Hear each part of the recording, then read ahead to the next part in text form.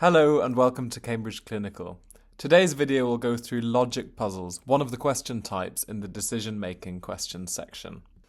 Because this question type can be so varied, it's very difficult to think of rules that apply to every single example you'll see. But in general, make sure you spend as long as you need to read the question thoroughly. Often the information is very dense and most of it is of vital importance. Also, try and use diagrams when you can to simplify that information. Often, it can be expressed much better in a diagram. And finally, never assume anything that isn't specifically stated in the question. Now, given how varied this section can be, it's probably best just to jump straight into some examples. So here's our first example, and it's a question type that comes with its own diagram attached. The question reads, every year, Madrigal School has a school photograph taken. 8 teachers sit at the front row. Mr. Nunn sits fifth from the left with Mrs. O'Rourke and Mr. Percival on either side. Mr. Rowley sits as far away from Mrs. O'Rourke as possible. Mr. Stephen sits next to Mr. Percival. Miss Zenzer does not sit beside Mrs. O'Rourke or Miss Trollope, and Mr. Warlock sits 3 seats away from Mr. Nunn. Now that's a lot of information, so why not pause the video now and see what you make of the question. So in a question that is this dense, it's probably best to start from the top and work your way down so you don't miss anything, and divide the information into as small chunks as you can. So the first chunk says Mr. Nunn sits fifth from the left. So we can clearly put that into our diagram. The next chunk says Mrs. O'Rourke and Mr. Percival are on either side of Mr. Nunn.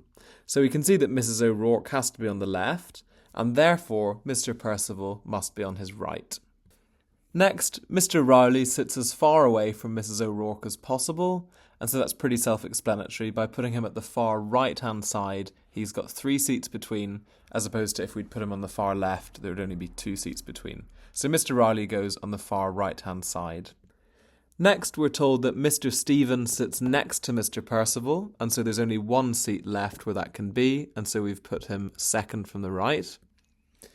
The next chunk of information says that Miss Zenzer does not sit beside Mrs. O'Rourke or Miss Trollope.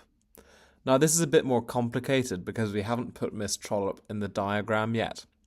However, it does allow us to rule out a seat, specifically the one beside Mrs. O'Rourke. However, that said, we cannot be sure if Miss Zenzer sits on the far left or in the middle, so let's leave them as question marks for now. The final chunk of information states that Mr. Warlock sits 3 seats away from Mr. Nunn. In theory, this could be left or right, but given we've already filled up all the seats to the right of Mr. Nunn, it must be 3 to his left, meaning that Mr. Warlock goes there. Miss Zenzer therefore must occupy the far left.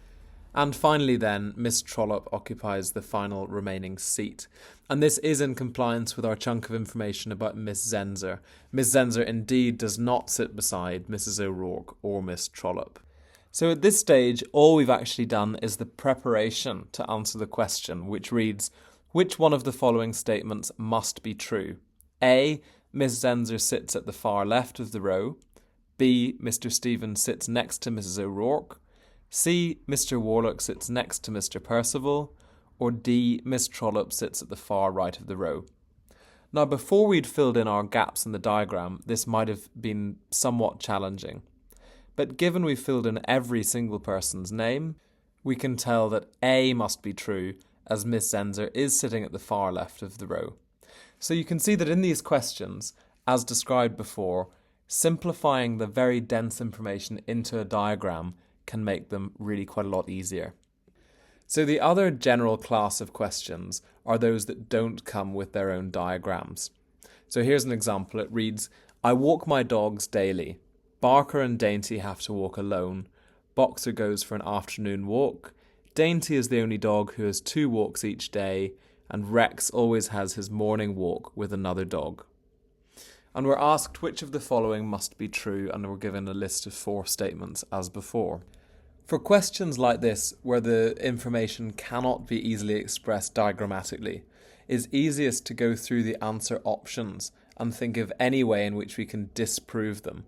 So looking at option A, Boxer is Rex's companion. Let's look at what we know. We're told that Rex always has his morning walk with another dog. But then we're told that Boxer goes for an afternoon walk. Therefore, they cannot be walking together as they're walking at different times of day. So we can rule out option A. Looking at option B then, that states that Boxer has more than 2 walks per day. Unlike option A, there's actually nothing in the question that directly contradicts this. Boxer could very well go for more than 2 walks per day. We just don't know. However, looking at the wording of the question, we're asked which of the following must be true. Given that we aren't sure, and I've put question marks beside this to represent that, we cannot select B as our answer. Option C states, I have at least 5 dogs. Now initially this might not seem like a good choice of something that must be true, given we're only told about 4 of them, namely Barker, Dainty, Boxer and Rex. However, thinking more about Rex, when we were talking about option A, we established that Rex couldn't go on a walk with Boxer, because Boxer walks in the afternoon.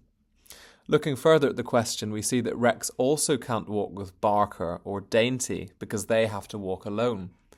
And therefore there must be another dog that Rex has his morning walk with. That adds up to 5, and so C must be true. I must have at least 5 dogs. So despite being pretty sure of option C, it's always worth checking. So option D states, each day I have to make a minimum of 6 walks with my dogs.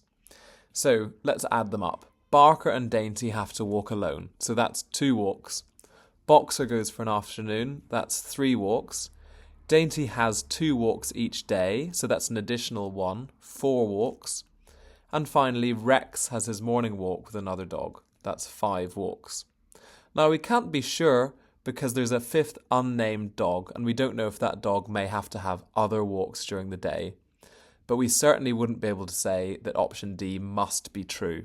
So we can fairly confidently conclude that option C is our correct answer. So that concludes our video on logic puzzles. I hope it's made you realise that while really confusing initially, these questions can be hugely simplified either by using diagrams or by reading through them in smaller chunks.